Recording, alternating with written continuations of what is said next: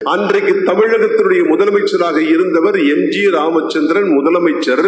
அவர் சொன்னாரு, மக்கள் சக்திக்கு மதிப்பளிக்க வேண்டும், ஆகவே சாமி வச்சு தப்பு இல்லை.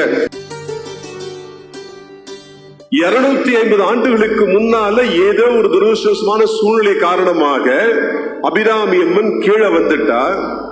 அப்ப திரும்ப போகணும்னு சொன்னா முன்னாள் முதல்வர் கருணாநிதி அவர்கள் சர்ச்சுக்கு, ஏஎஸ்ஐ கண்ட்ரோல் இருக்கிற சர்ச்சுக்கு, வழிபாடு இல்லாம சர்ச்சுக்கு அன்றைக்கு 40 லட்சம் ரூபாய் கொடுத்து, இந்த தமிழ்நாட்டில் பக்தி இருக்கிறது, சக்தி இல்லை. எப்படி வரும் சக்தி?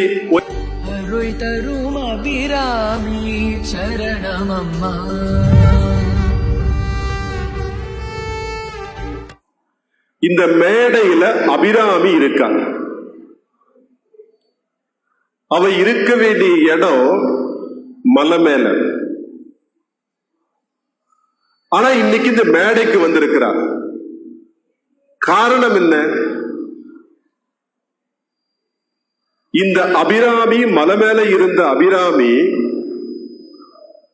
இன்றைக்கு மேடைக்கு மட்டுமல்ல, நம்ம எல்லாரும் மனசுக்குள்ளேயும் இன்னைக்கு வந்தாச்சு.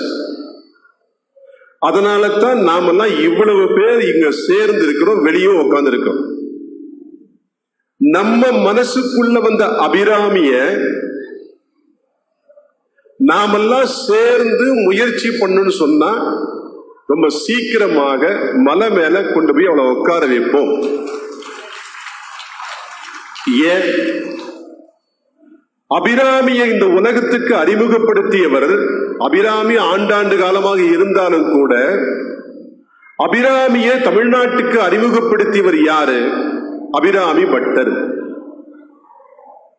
தமிழ்ல சிவனுக்கு நிறைய பாட்டு உண்டு, பெருமாளுக்கு நிறைய பாட்டு உண்டு, முருகனுக்கு அதிகமான பாட்டு உண்டு.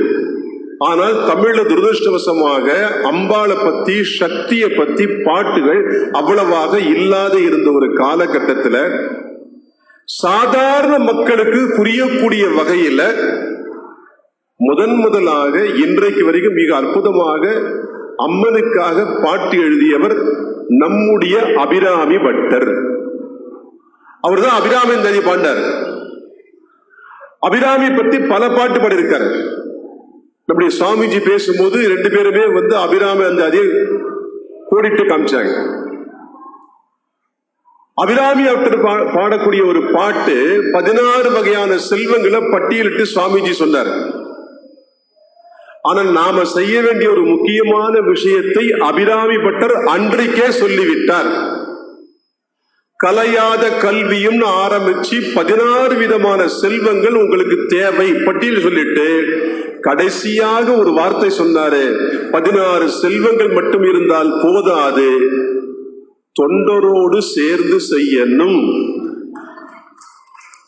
17ஆவதாக 16 செல்வம் சொல்லிட்டு நாம் எல்லாம் தொண்டரோடு சேர்ந்து செய்யணும் என்ற அற்புதமான ஒரு விஷயத்தை சொன்னவர் அபிராமி பட்டவர். அபிராமி பட்டருடைய இயற்பெயர் சுப்பிரமணியம். இன்றைக்கு அபிராமி அம்மன் பக்தர்களுடைய மாநில தலைவர் கூட சுப்பிரமணியம், காடேஸ்வரா சுப்பிரமணியம்.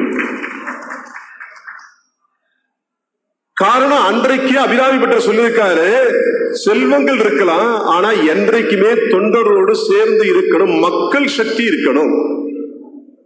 250 ஆண்டுகளுக்கு முன்னால ஏதோ ஒரு துரதிருஷ்டவசமான சூழ்நிலை காரணமாக அபிராமி அம்மன் கீழே வந்துட்டா.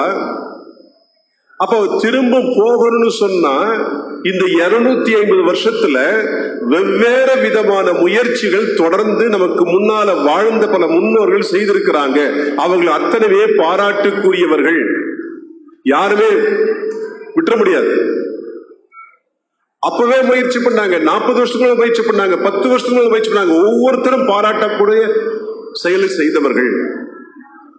ஆனா நாம இன்னைக்கு செய்திருக்கிற கடந்த 3-4 வருஷமாக செய்கிற இந்த விஷயம் என்னன்னு சொன்னா, ஒவ்வொருத்தரும் முயற்சி பண்ணாங்க. இப்ப நம்முடைய அபிராமி அம்மன் பக்தர்கள் செய்கின்ற வித்தியாசம் என்ன? ஒரு சிலர் மட்டும் செய்யாம ஒட்டுமொத்த திண்டுக்கல் மாவட்டத்தில் இருக்கிற எல்லா இந்துக்களும் யாரெல்லாம் அபிராமி அம்மனை நேசிக்கிறாங்களோ வழிபடுகின்றார்களோ அத்தனை பேரும் சேர்ந்து, அபிராமி பட்டர் சொன்னார்ல, தொண்டர்களோடு சேர்ந்து செய்யணும். அந்த வாக்கியத்தை இந்த குழுவானது சேர்ந்து செய்கிறது.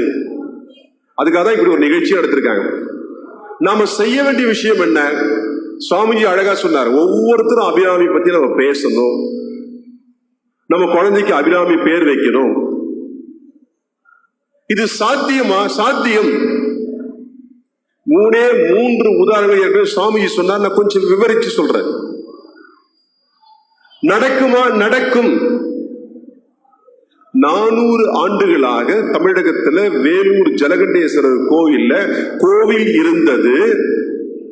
ஆனா உள்ள சுவாமி இல்லை. நம்ம ஊர் மாதிரியே மக்கள் சக்தி, தொண்டர் சக்தி ஒன்று சேர்ந்தது.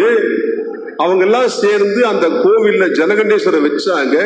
அன்றைக்கு தமிழகத்தினுடைய முதலமைச்சராக இருந்தவர் எம்.ஜி. ராமச்சந்திரன் முதலமைச்சர். அவர் சொன்னாரு, மக்கள் சக்திக்கு மதிப்பளிக்க வேண்டும், ஆகவே சாமி வச்சு தப்பு இல்ல, போய் எல்லாம் வழிபடுங்கன்னு சொல்லி தமிழகத்துடைய முதலமைச்சர் உத்தரவிட்டிருக்கிறார். முதல் பாயிண்ட். அப்ப ஏற்கனவே உதாரணம் இருக்கு.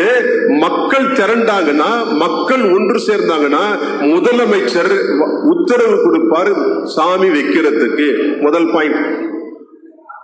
2வது பாயிண்ட் செஞ்சி பத்தி சொன்னார். செஞ்சி கோதண்டராமர் கோயில். நம்ம நாட்டில் தொல்பொருள் இலாக்கா, தொல்லியல் துறை இருக்கு. எல்லா பழங்கால இருக்கிற கோயில 100 வருஷத்துக்கு மேற்பட்ட கோயிலை பாதுகாத்து வருகின்றது தொல்லியல் துறை. ஆகவே அந்த செஞ்சி கோட்டையில் இருக்கிற மேல இருக்கிற கோதண்டராமர் கோயில அப்படியே பாதுகாத்து வச்சிருந்தாங்க. அங்கேயும் இடைப்பட்ட காலத்துல சுவாமி இல்லாம இருந்தது, சுவாமி கீழே இருந்தாரு. அப்படி இருக்கும் பொழுது கோர்ட்டு கூப்பிட்டு மக்கள் தயாராகி அந்த செஞ்சி கோட்டையில கோதண்டராமர் கோயிலை வைக்கும் பொழுது